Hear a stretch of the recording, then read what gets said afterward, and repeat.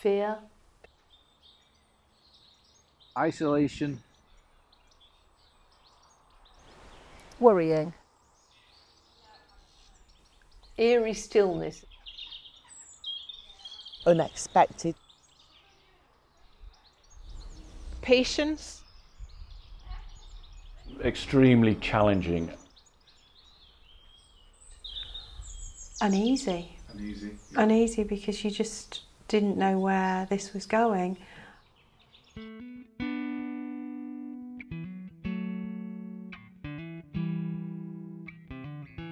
We got the announcement, I think, on the Monday night that we were going into a national lockdown on the Tuesday. So, you know, we didn't really have any notice as such. It was 5 o'clock. As of closing time tonight, it's all finished. So initially, when it all started, you know, there was a BBC News channel virtually. It was all coronavirus.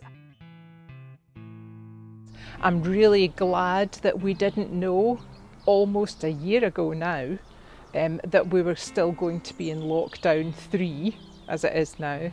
Initially, we only thought that lockdown would be for maybe a month or so.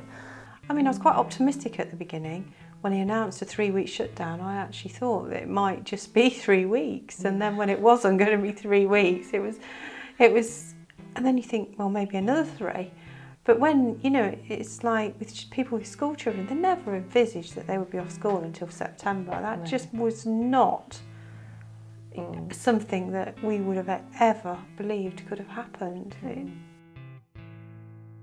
I could see fear in people's eyes when I was walking around. Yeah, that was bizarre. If you passed people on the footpath and then they would Yes. move away from you or turn their Yes. back to you. Yes, that's right. Oh, something very strange. Yeah, so there were some people, I think, and I felt very sorry for them, who obviously were just so living in fear that a chap I know, his mum asked whether she could open her window or whether the virus might come in the window and get her.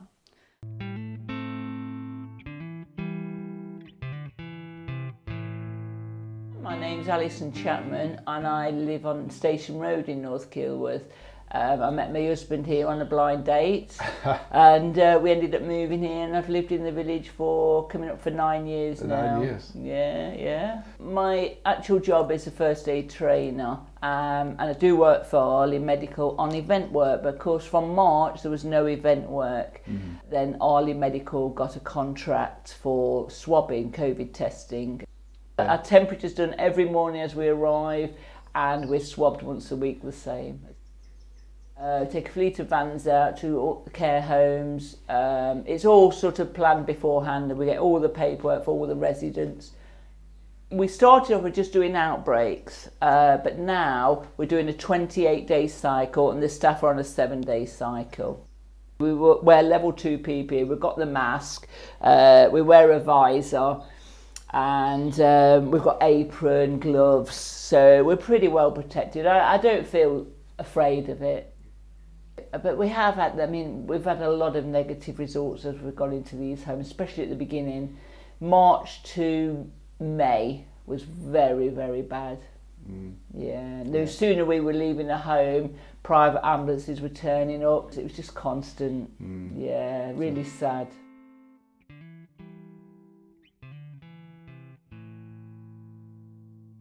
So my name's Adam McHenry. I am a director at Cadman Homes. We're a local family-owned and run estate agents. I'm also a community volunteer with Leicestershire Police. It has been tough, and it's been tough for the more vulnerable people in the community. Just as a person, sort of heart and soul, it wasn't great. We're luckily quite well geared up to work virtually, but you've still got those processes to put into place at very short notice. We ran the business through furlough as directors, keeping the business essentials going. But one thing it did do was sort of open up personally something which was quite sort of soul-searching in a way, which was overnight we were told that we could only rent vacant properties to key workers. And so we had to ask people if they had their key worker letter. And actually it kind of reversed what you probably thought a key worker would have been. So we had people coming to us who were pizza delivery boys and stacking shelves in truck stops, who are key workers. And actually it was quite refreshing to have the balance of power sort of turned on its head. It's the old adage, you know, the dustman or the brain surgeon, who's most important? Well, in those situations, it was very much so the dustman.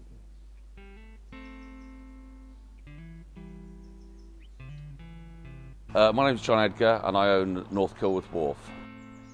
So we put fuel in boats, pump waste out of boats, put water in boats, paint boats, pretty much everything to do with boats. We lost the 3 months, April, May and June. Obviously we were fully booked, so that was it was very difficult. Obviously not with just not hiring the boats out, but people couldn't bring boats to us that were booked in for work. So we had to furlough the engineer and the painter. I was here on a day-to-day basis, just making sure that people got coal if they wanted. But it was incredibly quiet and really quite eerie. I mean, even through the wars, the boats were still moving, they were still moving coal around, and the wharf would never, ever have been quieter. But the wildlife, and I don't know if it's because we had more time to notice it or if it was actually improved. I mean, I saw more ducklings, probably 5 times that I'd witnessed the year before. They were actually hatched on a boat that's on the wharf, but they all survived. 13 of them survived and got onto the canal. So wow. Yeah, it was a good success story. So my name's Peter Lawrence. My family and I moved down here in 1987 from Ashby-de-la-Zouch in northwest Leicestershire. I came down here to manage an agricultural dealership in South Kilworth. There's a club in Lutterworth which I'm chairman of, group of like-minded people that have mostly got tractors and we like to use them. So lockdown has affected us greatly this year because there are numerous shows throughout the country, and one of the early shows of the year is down in Somerset. That was already been cancelled. It's very disappointing because at those shows you can meet a lot of people you perhaps only see every year, and there's also lots of trade stands where you can buy stuff that you need when you're renovating a tractor or even running a tractor. So it has affected us greatly, and not being able to see you know the people you normally associate with it's really made things a little dull.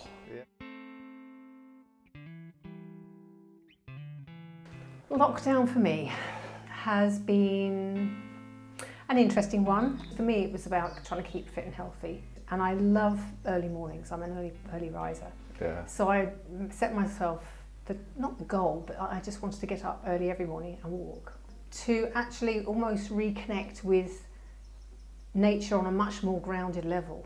To see the sunrise, to hear the birds sing, to notice the snail on the path in front of you, the tiniest little bug on a leaf, and somehow that was so soothing, just to know that no matter what else is going on, this nature is still happening, the world is still turning, all these wonderful things are still happening, and if we just stop and look at what is going on outside and connecting with what's outside, it was very soothing.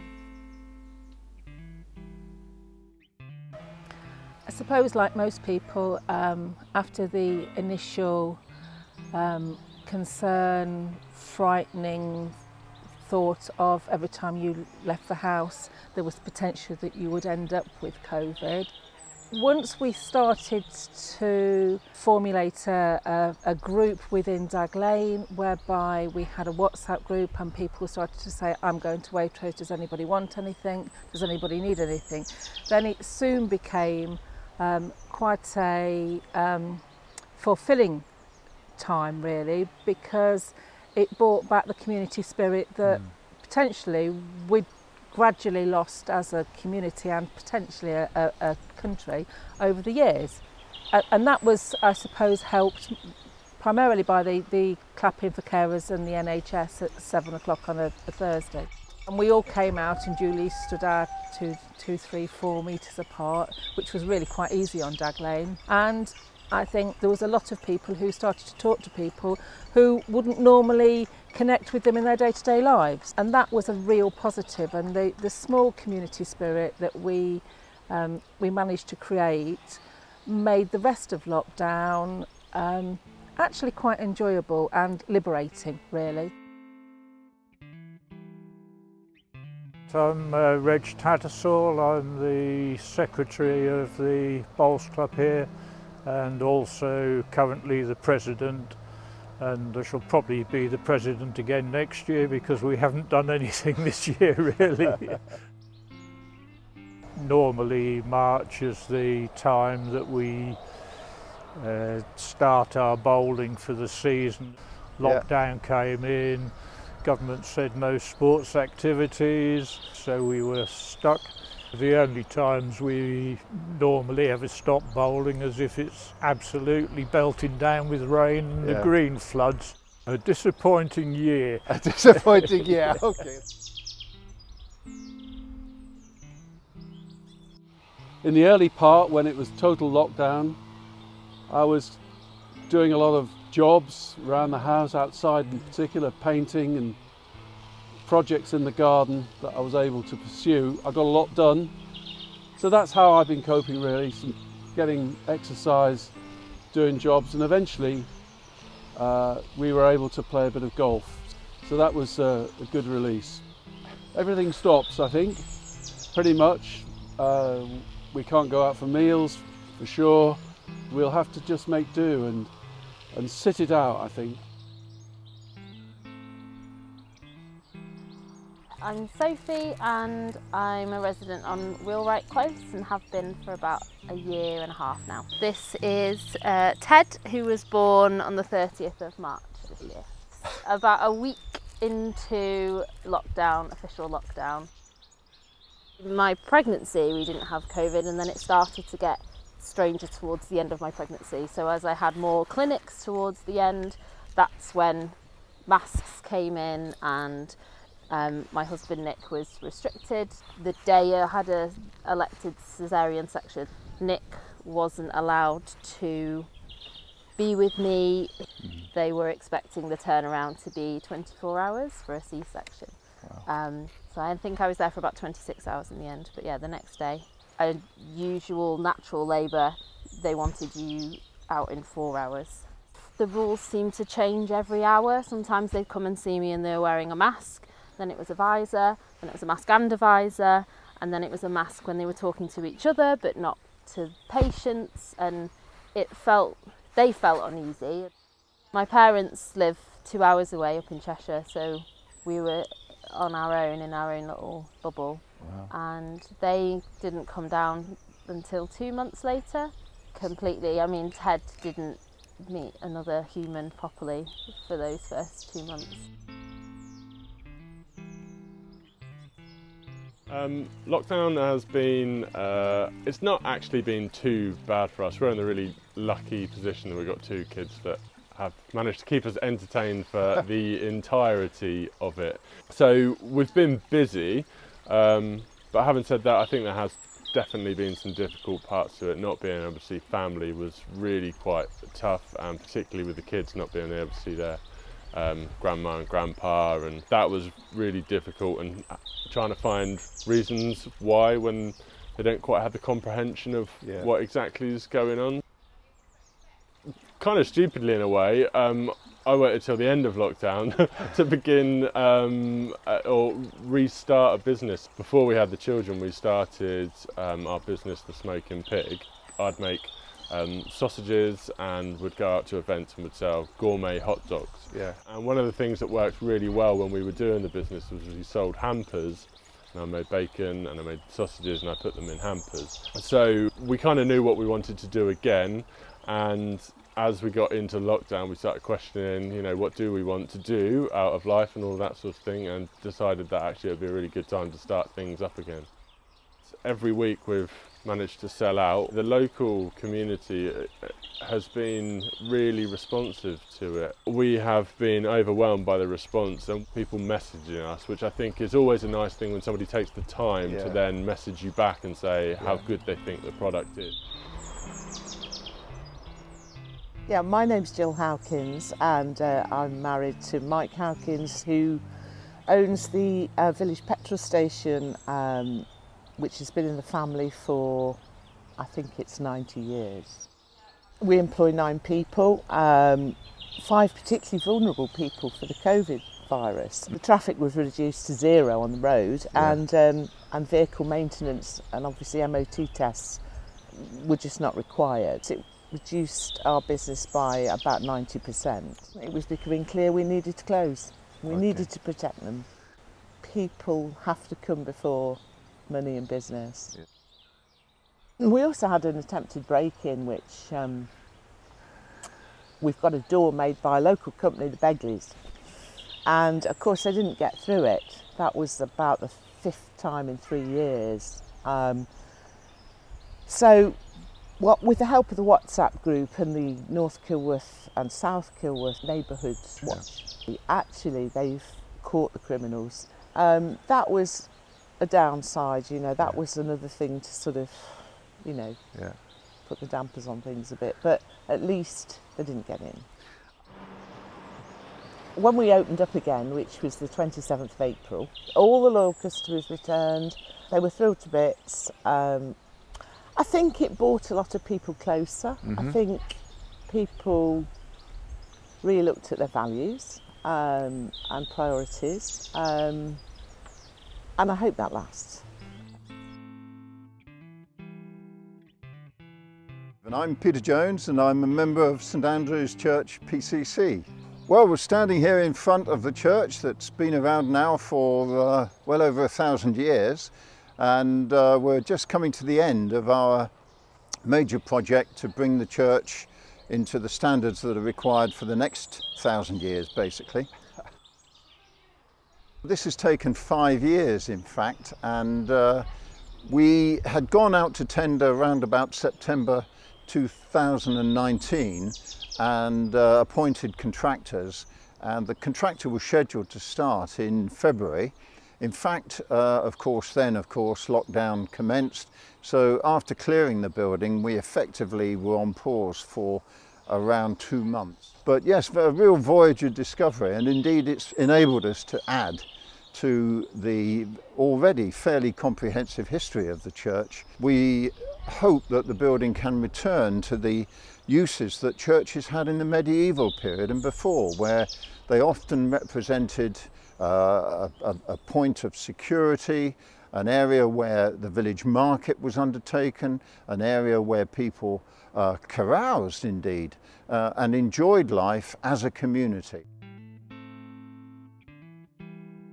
There is a WhatsApp group, a Kilworth Help WhatsApp group, which actually has been a really lovely side of the lockdown experience. And I wanted people to be able to give, and I thought, well, what's more basic than food? So I approached the food bank and was actually surprised by how grateful they were and how they said, yes, we do definitely still need some.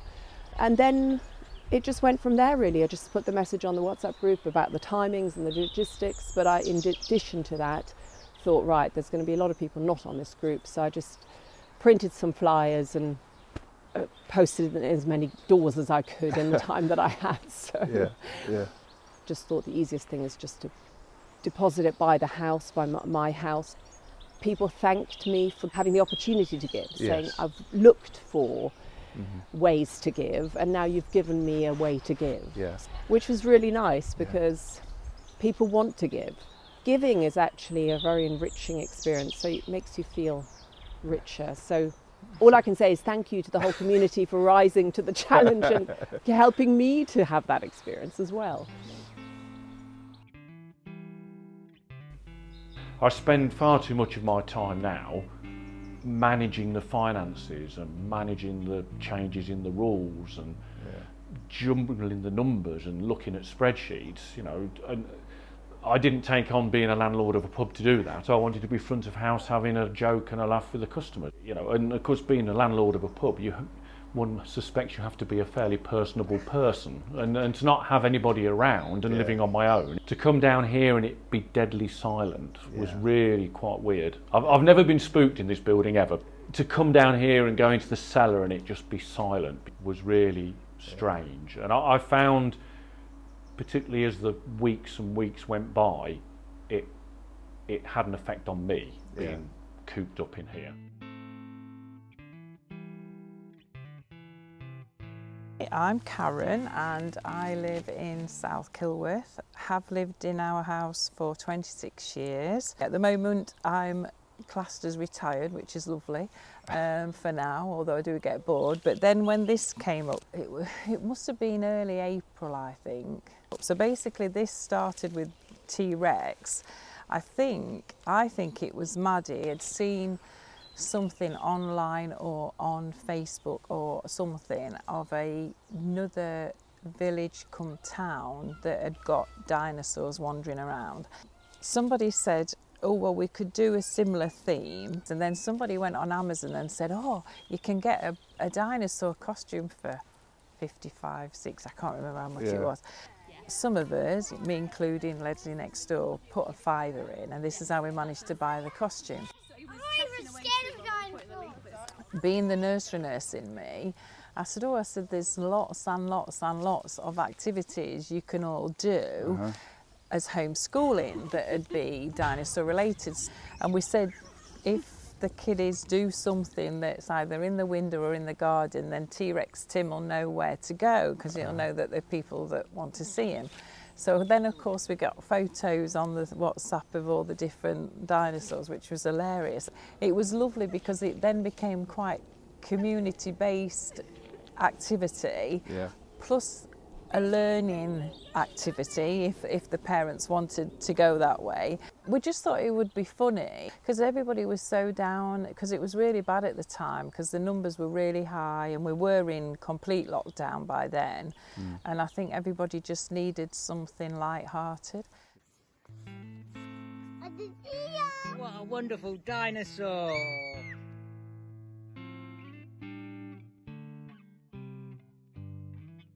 My name's Stephen March and I am a lay pioneer minister. My wife Sharon had the idea of trying to do something to capture this moment, which has been an unprecedented moment in our lives. This has been the thing that has kind of turned our lives upside down and changed everything. When you tell your story, there is something that happens that helps you to make peace with that story. So the idea was we would gather interviews from around the community of people's experiences of lockdown, the good and the bad and the ugly, and hopefully kind of come to terms with it, make peace with it, accept the reality of it, and maybe get an idea of what the important things that we want to take forward from this time are. We were all wearing blinkers. COVID-19 would not touch us, but it did, and the world stood still. Stay at home, essential travel only, we were told. At risk and over 70s, you can't go out, self-isolate. Adults worrying about jobs, the government helping with money. Homeschooling for kids, frustrated parents. Pubs and restaurants closed, recycling bins overflowing.